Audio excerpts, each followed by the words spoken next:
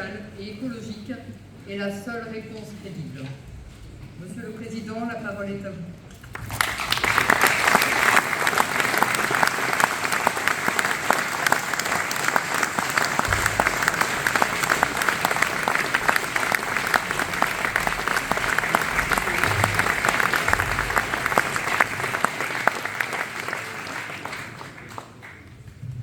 Chers amis, je veux dire tout le bonheur qui est le mien de venir ici à Coulennes, à l'invitation de Christophe et de Stéphane, et de retrouver Raphaël, Bernard et beaucoup d'autres ici, pour évoquer, au-delà même de la question climatique, ce qui fait que nous sommes ensemble.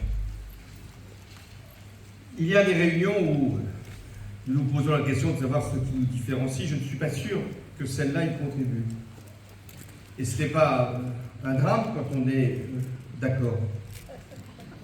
Ce n'est pas un problème quand on est unis. Et ça peut même être une chance si on se retrouve tous ensemble à la fin.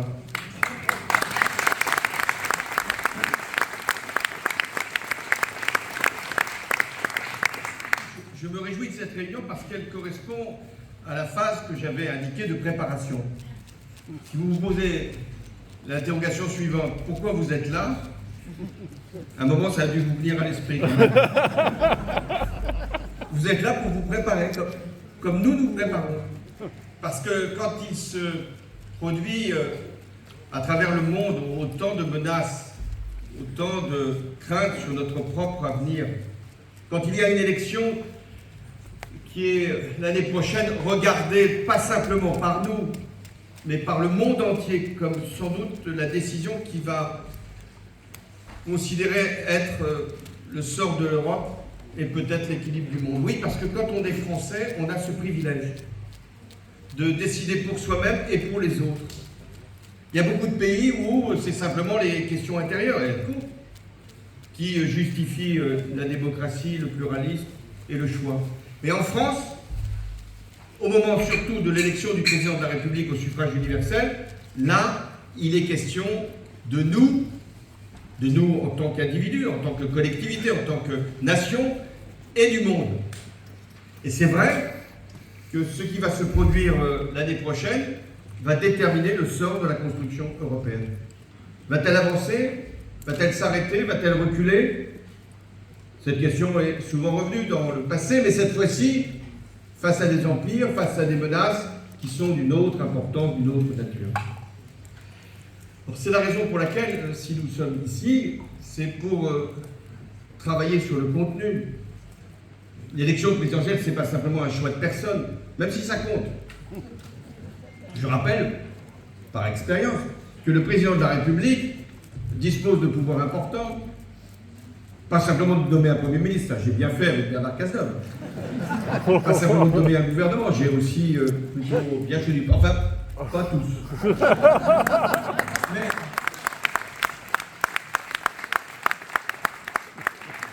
un président de la République, il est celui qui va engager le pays dans un certain nombre de choix qui vont aller au-delà même de son mandat. Et je dirais même que c'est la fonction du président de décider pour ses successeurs. Et nous avons plutôt bien décidé pour le successeur. Ce qu'il en a fait après est une autre affaire. Mais il faut se projeter au-delà de sa propre personne et au-delà de son propre mandat. Parce que c'est ce que nous décidons dans une élection, puis ensuite dans un mandat qui va déterminer l'avenir. Si nous sommes ici aussi, c'est parce qu'il y a eu la COP21 qui a été négociée par la France.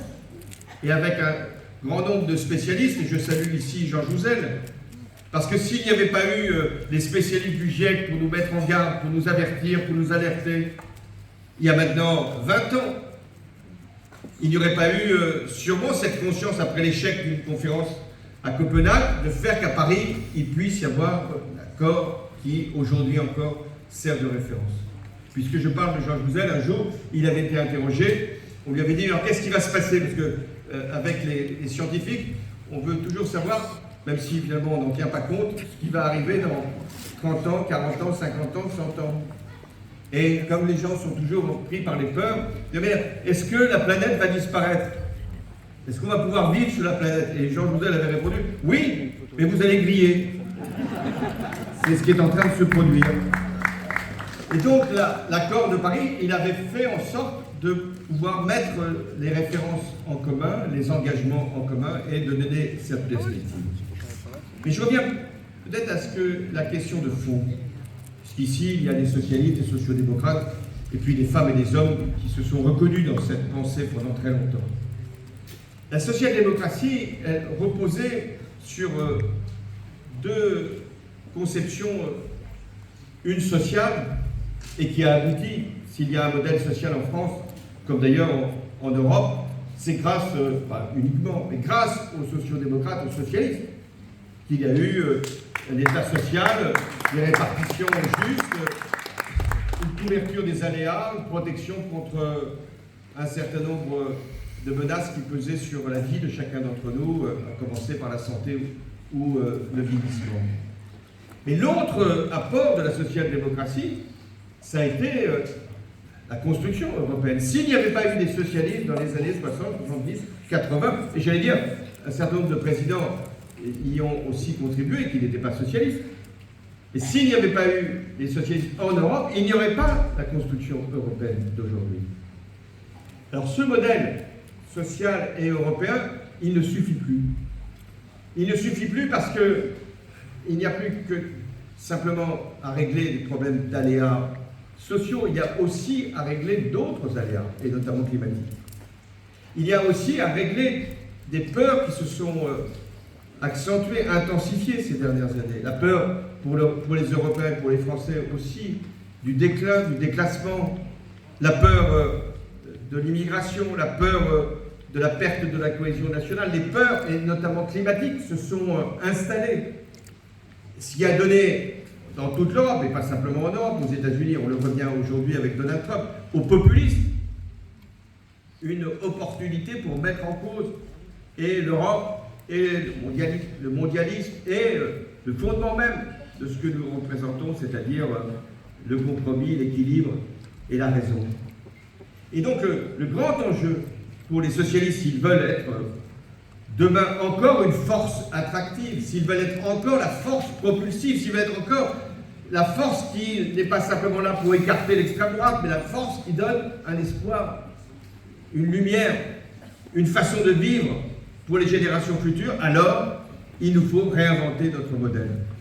Rien oublier du modèle social, sans doute le réformer, compte tenu de ce qu'a dit Bernard, quand on sait les contraintes financières qui pèsent sur ce modèle. Quand il y a autant de dettes, il y a à la fois la dette financière et la dette climatique. Et donc quand on est devant ces réalités-là, le modèle doit changer. Notre façon de faire doit changer. Nos choix doivent changer. Et donc nous avons aussi à faire que l'Europe s'adapte, c'est le cas de le dire, non seulement à la donne climatique, elle l'a fait pour partie, mais aussi à la donne internationale, aux peurs qui aujourd'hui sont présentes sur l'ensemble de nos territoires et dans toutes nos sociétés. Il y a une nouvelle donne qui s'est introduite dans le monde ces dernières années. Je dis souvent, le monde de 2012, celui que j'ai connu comme président de la République, a peu à voir avec le monde de 2026. Non pas qu'il n'y avait pas de situation difficile, périlleuse. Dès 2012, nous aimions déjà Poutine. Ça suffit, déjà. Mais il n'avait pas envahi l'Ukraine. Il y avait Xi Jinping, il venait d'arriver. Il n'était pas encore dans la prétention de devenir la première puissance au monde à l'horizon de 2050. Il y avait aux États-Unis Obama, et convenez que Trump, ce n'est pas Obama. Et que même si nous pouvions parfois nous plaindre que Obama ne soit pas aussi disposé que nous l'étions pour mettre en cause les avancées russes ou pour lutter comme nous le faisions contre un certain nombre d'actions qui étaient menées par les Russes, mais aussi à travers le terrorisme et aussi à travers ce qui se passait en Afrique. On était toujours en attente des États-Unis. Mais cette fois-ci, on est en effroi des États-Unis. C'est un fait tout à fait nouveau, pour nous, peut-être moins en tant que Français, parce que l'histoire de la Ve République est faite d'éloignement et de rapprochement avec les États-Unis. Mais pour nos partenaires européens, c'est un changement d'époque. Parce que c'était les États-Unis qui protégeaient l'Europe jusqu'à présent. Et savoir que les États-Unis, à la fois, contestent le réchauffement climatique, en tout cas le président américain, et contestent aussi l'idée de protéger l'Europe, justifie que cette élection présidentielle, et justifie que nous, socialistes, sociodémocrates, nous fassions encore de l'Europe de la défense, de l'Europe de l'énergie, de l'Europe des transitions, notre priorité. Et c'est là que le choix va se faire. Il y aura les Européens convaincus comme nous, prêts à être exigeants à l'égard de nos partenaires, et notamment allemands, comme toujours. Parce que c'est pas facile de convaincre un Allemand, quoi qu'il arrive. Je ne parle pas des périodes historiques, hein, je parle d'aujourd'hui parce que soit il ne veut rien dépenser, soit il considère qu'il a à dépenser le plus pour être le premier. Il nous regarde toujours comme étant impécunieux, ce qui n'est pas toujours faux. Enfin, ils ne sont pas non plus des modèles de rigueur et de gestion. Mais nous avons besoin d'être ensemble, Français et Allemands, sinon il n'y a pas d'Europe. Donc c'est ça qu'il faut essayer de promouvoir toujours.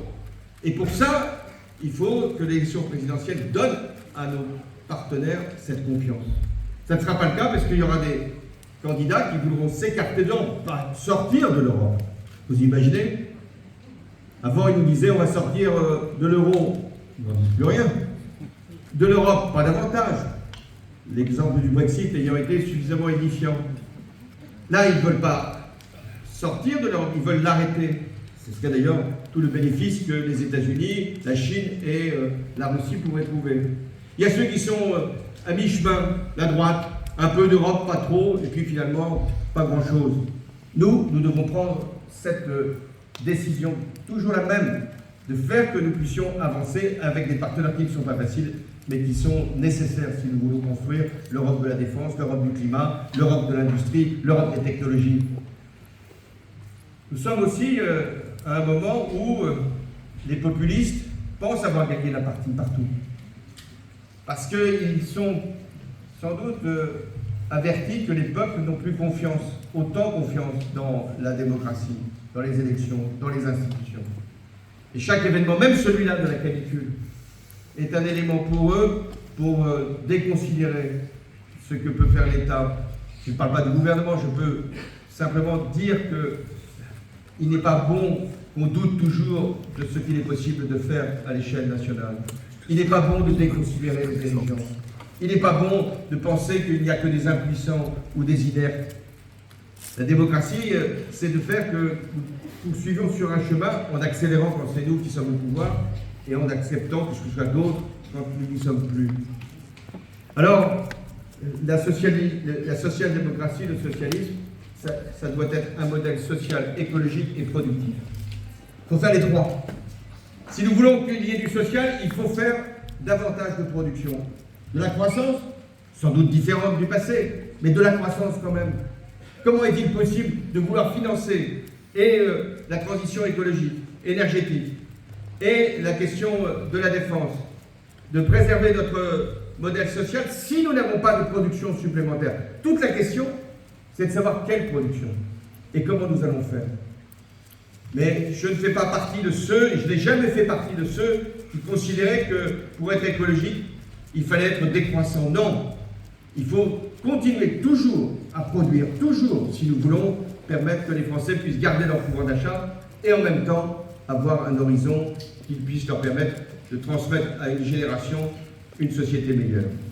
Nous devons avoir un modèle social qui doit être réformé, parce qu'il n'est pas possible d'être le pays où le taux de dépenses publiques est le plus élevé, où le taux de prélèvement obligatoire est le plus haut, sans doute mal réparti, et d'avoir autant d'insatisfaction sur le fonctionnement et la répartition de nos services publics. Je pense à l'éducation et à la santé. Et s'il y a un grand effort à faire, malgré tout ce qui nous attend, c'est de donner à l'éducation la première priorité.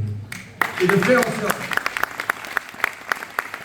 qu'avec la démographie qui va effectivement décliner, il y aura sans doute moins d'enfants dans les écoles, moins de collégiens dans les établissements, moins de lycéens demain et d'étudiants après-demain. Eh bien, utilisons la marge budgétaire qui va être dégagée par ces effectifs en moins pour améliorer le taux d'encadrement, pour améliorer la formation, pour améliorer tout ce qui permettra d'utiliser aussi l'intelligence artificielle, le numérique à des fins d'élever encore le niveau du savoir. Et pareil pour la santé. Je sais ici, il y a Guillaume Garot qui se bat depuis des années sur la question des déserts médicaux. Il ne s'agit pas d'obliger des médecins, il ne s'agit pas de contraindre, il ne s'agit pas de nommer des fonctionnaires qui vont assumer cette tâche, même si aujourd'hui, il y a de plus en plus de médecins qui s'orientent vers le salariat. Il s'agit de faire en sorte que ne s'installent pas dans les mêmes départements les plus urbains et souvent les plus riches, des médecins quand un certain nombre de territoires en manquent. Donc là aussi, principe d'égalité, notre modèle social doit changer. Je voudrais vous donner une perspective, car nous avons besoin de perspective. Qu'est-ce que peut être une politique socialiste ou social-démocrate, je ne sais plus ce qu'il faut dire, une politique de gauche finalement, c'est plus simple. C'est ce que peuvent comprendre les uns et les autres. Même si, hélas, la gauche, aujourd'hui, quand on l'évoque, ce n'est pas forcément à nous qu'on pense prioritairement. Alors que c'était, finalement, depuis des décennies, quand on disait la gauche, c'était les socialistes, un peu les communistes, un peu plus les écologistes quand ils sont apparus.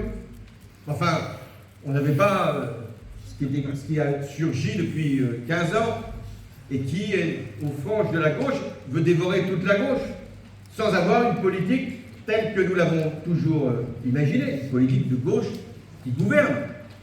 Parce que LFI, pour parler simple, n'est pas candidat pour gouverner. Ne vous en faites pas, Jean-Luc Mélenchon sait qu'il ne sera pas président de la République. Il a des défauts, mais il a quand même de la lucidité. Il sait qu'il est pardon dans toutes les occasions. Contre n'importe qui, ou presque. Non, ce qu'il veut, c'est non pas gouverner. Ce qu'il veut, c'est dévorer tout l'espace de la gauche. Qu'il n'y ait plus que lui et l'extrême droite. Eh bien non. Ben non, parce qu'au milieu, les Français sont là. Et qu'il n'y a pas de bipolarisation de l'extrême. Il n'y a pas l'extrême droite et l'extrême gauche. Non, il y a la gauche, la droite. Et puis, des forces qui peuvent à un moment surgir. Mais le débat démocratique, il est là, et il sera là demain. On s'habitue à ce qu'on dise, oui, forcément, l'extrême droite sera au deuxième tour. C'est vrai que c'est probable, compte tenu de ce que l'on voit des sondages, mais c'est pas sûr. À nous de faire que le débat s'installe entre la gauche et la droite, de ne pas regarder du côté des extrêmes, de regarder du côté de la droite. Alors c'est vrai qu'on a du mal à la trouver, la droite. La gauche aussi, dans certaines circonstances, soyons justes. On a du mal à la trouver parce que il y a beaucoup de candidats, bien sûr, mais là aussi, à gauche aussi, donc pas le sujet. Mais on a du mal parce que elle ne veut pas vraiment dire ce qu'elle ferait. Mais nous, on sait, elle a gouverné. Elle a gouverné depuis 10 ans, la droite. Elle a gouverné continuellement depuis 10 ans, avec des formes différentes. Mais c'était la droite qui a gouverné. Et les candidats d'ailleurs qui sont aujourd'hui pour la droite sont ou des anciens premiers ministres, pas les nôtres, hein. On a échappé à ça quand même, ou des anciens ministres de droite. Et puis ils ne disent pas vraiment leur programme, parce que s'ils disaient leur programme, je pense qu'une grande partie de nos concitoyens se dirait que c'est pour faire une politique d'austérité qu'on a déjà connue et pas forcément avec le succès au bout. Encore que la droite a quand même eu ce défaut, c'est que c'est toujours la droite qui creuse les déficits et c'est toujours nous qui rétablissons les finances. Avant on disait c'est la gauche qui vide les caisses. Il y a très longtemps que la gauche n'a pas vidé les caisses. Non pas parce qu'elle ne gouverne plus, mais parce que quand elle a gouverné, elle a toujours rétabli les comptes publics. Mais quelle peut être la perspective que la gauche peut ouvrir pour les prochaines années? Je vois deux enjeux. Deux priorités. Nous devons élargir la protection. La protection, nous l'avions conçue ces dernières décennies, dernières années, comme une protection essentiellement sociale. C'était ça, être protégé, je l'évoquais, contre les aléas de la vie, la maladie, le chômage, le vieillissement et les catastrophes. Mais aujourd'hui, la protection va bien au-delà. D'abord, il y a la protection de nos propres frontières, la protection, quand je dis aux frontières européennes, la protection de nos libertés, de notre démocratie. Elle est menacée. La protection, donc, c'est d'abord d'avoir une défense nationale, européenne, une force de dissuasion. J'évoquais tout à l'heure que le président de la République est aussi chef des armées et dispose de la force de dissuasion. Il ne faut pas la donner à n'importe qui, la force de dissuasion. Et donc, c'est la protection que l'on doit assurer, la protection de ce que nous sommes. Pas simplement une nation, pas simplement un territoire, ce que nous sommes en tant qu'espace politique de liberté, de démocratie, de pluralisme, qui dans le monde, sauf l'Europe, promeut à ce point ces valeurs-là. Il s'agit de protéger nos personnes, de protéger nos intérêts, de protéger nos entreprises, mais de protéger ce qui nous est le plus cher, ce pourquoi d'ailleurs des générations ont combattu, c'est-à-dire la démocratie. Elle est aujourd'hui en cause. Elle l'est aussi, c'est le deuxième souci de la protection. Et je pense que Raphaël y reviendra sur les prédateurs, et notamment des nouvelles technologies, et peut-être demain de l'intelligence artificielle. Non pas qu'on refuse le progrès, non pas qu'on refuse la science, non pas qu'on refuse tout ce qui finalement nous permet de communiquer, de savoir davantage. Non. Mais nous ne pouvons pas accepter qu'on puisse nous prendre nos données, qu'on puisse nous prendre nos inventions, nos créations, notre culture, nos auteurs, tout ce que nous avons produit, tout ce que nous faisons dans nos gestes quotidiens, dans nos consommations de chaque jour. Nous considérons que c'est un acte pour nous de souveraineté. Nous devons nous protéger. Nous devons nous protéger en régulant, nous devons nous protéger en taxant, parfois même en empêchant. Et puis nous devons aussi nous protéger par rapport à la question climatique.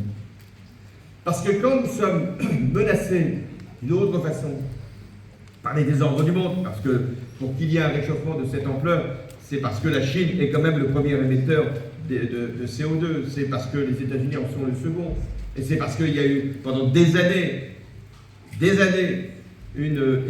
émissions de CO2 et l'utilisation des énergies fossiles, que lorsque nous étions réunis à Paris, je l'évoquais pour la COP 21, nous pensions que le réchauffement à la fin du siècle serait de 2 degrés Celsius par rapport à l'ère pré-industrielle, comme on dit. Et finalement, nous savons maintenant qu'en 2030 ou en 2035, nous serons déjà à 1,5 degrés Celsius supplémentaires. Et qu'à la fin du siècle, nous pouvons être à 3 degrés avec toutes les conséquences que ça va avoir. Oui, nous devons nous protéger. Alors, il y a l'adaptation, ça a été dit par Bernard, il y a l'anticipation, mais nous devons agir. Et de ce point de vue, nous devons faire les choix, les transitions qui sont nécessaires et qui sont déjà engagées, mais que nous devons accélérer. Au-delà de la protection, le deuxième enjeu, c'est d'allonger l'horizon. C'est de ne pas simplement faire un programme. On ne fera plus de programme, y compris comme j'en ai pu en faire en 2012 avec un certain nombre de propositions dans tous les domaines. Ce qu'il faut, c'est aller à l'essentiel. L'essentiel, c'est qu'est-ce que nous serons dans 10 ans, dans 20 ans. Nous, en tant que France, en tant qu'Europe, nous, les générations qui se succéderont, qu'est-ce que nous serons? La politique, c'est pas simplement de répondre, il le faut, et je l'ai fait, aux urgences, aux nécessités de l'heure, aux drames, aux tragédies, et nous en avons connu. La politique, c'est de pouvoir dire que ce que nous allons engager maintenant va aller bien au-delà de nous-mêmes.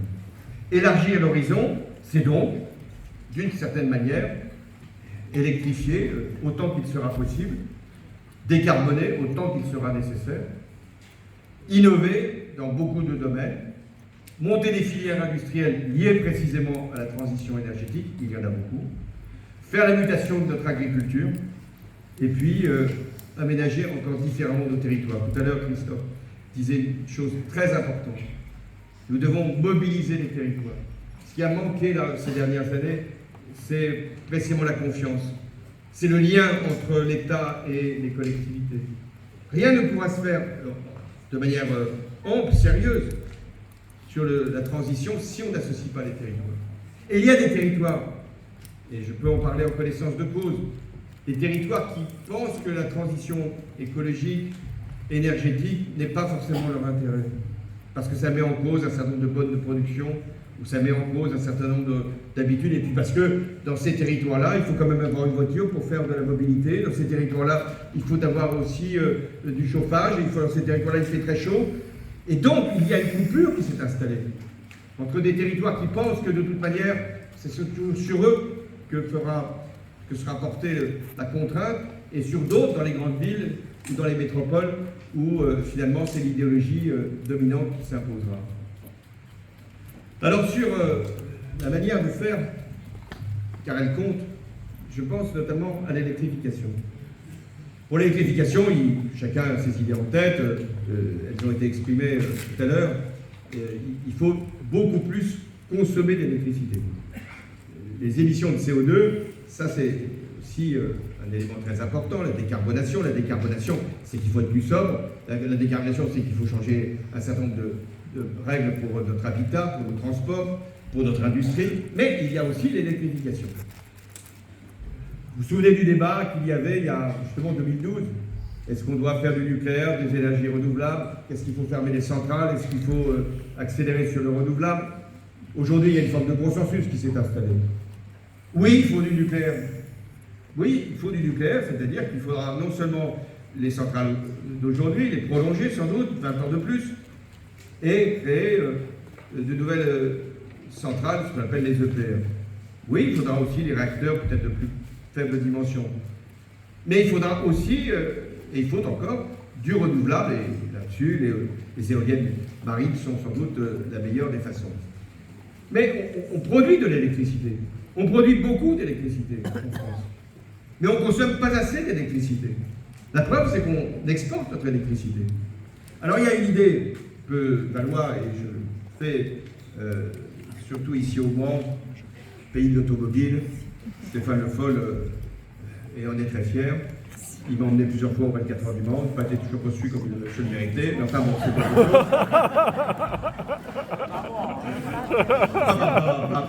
Stéphane. Il était prêt même dans une automobile. Donc, mais la grande idée, et qui peut être, c'est une idée qui emporte toutes les convictions. Nous voulons tous qu'il y ait des voitures électriques. Des voitures électriques prioritairement là où il y a des problèmes de mobilité. Prioritairement là où on est obligé de prendre sa voiture. On peut avoir le leasing social, c'est une formule. On peut avoir quelque chose d'encore plus puissant.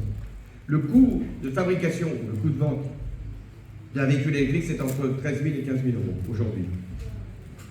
L'État pourrait décider, c'est un choix, de faire une prime pour les personnes qui ont plus besoin de voitures électriques de 5 000 euros. Ça peut aussi être accompagné par des prêts. Mais si on dit à une grande partie de la population, celle qui souffre justement, qu'elle peut avoir un bien, parce que le progrès, c'est aussi des objets. Le progrès, c'est aussi l'idée que, finalement, avec le temps, nous progressons dans le sens où nous avons plus de facilité et moins de coûts à subir. Si nous pouvons offrir cette perspective, comme elle a été ouverte dans une autre époque sur la voiture a correspondu quand même aux 30 Glorieuses, à tout ce qui était finalement l'accomplissement quelquefois des familles. On progressait à mesure qu'on changeait de voiture. Là, on peut avoir avec le véhicule électrique, si on en fait vraiment un objet à la portée du plus grand nombre, ceux que nous aurons décidé justement d'encourager, et de faire que ce soit un gain et de pouvoir d'achat, un avantage industriel, puisque ce seront des entreprises françaises, je l'espère, et européennes de toute façon, qui produiront ces véhicules. Et donc, avoir aussi moins d'émissions de CO2, moins d'énergie fossile, et des batteries qui seront moins chères aussi, plus tout le système d'approvisionnement, enfin de recharge, oui, nous pouvons avoir là-dessus une perspective. Il y en a de même, d'ailleurs pour les pompes à chaleur ou d'autres produits. Il faut que l'écologie soit productive, et c'est ça qui va faire la différence. Et alors, on a su ce que pouvait être l'écologie punitive, ça a été mis en exergue par la droite et l'extrême droite, de dire finalement l'écologie c'est pour nous empêcher. Non, là, c'est pas pour empêcher, c'est pour produire, c'est pour circuler, c'est pour être mis à l'abri et des intempéries et des temps extrêmes, des températures extrêmes. L'écologie c'est productif parce que ça va créer des emplois, ça va susciter des créations d'usines un peu partout, notamment sur les territoires qui ont été jusque-là, hélas, privés. Donc c'est ça l'enjeu, mettre l'écologie préventive au sens qu'il y a des produits qu'il faut éviter, des pesticides, des PFAS, des perturbateurs endocriniens. Ça, c'est l'écologie préventive. Et puis, il y a l'écologie productive, celle qui nous emmène vers l'avenir. Et les pays qui réussiront le mieux sont ceux qui auront justement anticipé par rapport à ces modes de transformation. Et c'est la France qui doit le faire. Il faut toujours avoir un projet en France. Notre projet ne peut pas être simplement nous allons écarter l'extrême droite. Oui, il faut l'écarter. Nous allons empêcher la droite. Oui, sans doute. Nous allons mettre Jean-Luc Mélenchon de côté. Oui, c'est nécessaire, tout ça est nécessaire. Mais c'est pas ça qui emmène une nation. C'est pas simplement la séparation, l'interdiction ou les préjugés. Non, ce qui emmène une nation, c'est un projet qui, à un moment, rassemble tous. Et je termine par là. Ce qui est en cause en ce moment dans notre pays, ce sont les forces de division. Le doute qu'il y a même à l'idée qu'on peut être dans le même pays, ensemble, les uns et les autres, soit parce qu'on ne pense pas pareil, soit parce qu'on n'a pas la même couleur, soit parce qu'on n'a pas la même religion, soit parce qu'on n'est pas dans le même rapport avec la République. Oui, ces réalités existent. Et certains, d'ailleurs, ne font qu'aviver ces peurs et ces méfiances. Eh bien nous, les socialistes, les sociaux-démocrates, la gauche, notre projet, c'est d'unir les Français. Et ceux qui seront justement dans cette démarche-là, d'unité pour un grand projet, pas de l'unité pour l'unité, l'unité pour faire que ce que nous sommes, avec nos différences, puissent être réunis pour un projet qui ira bien au-delà de nous-mêmes, alors la gauche reviendra.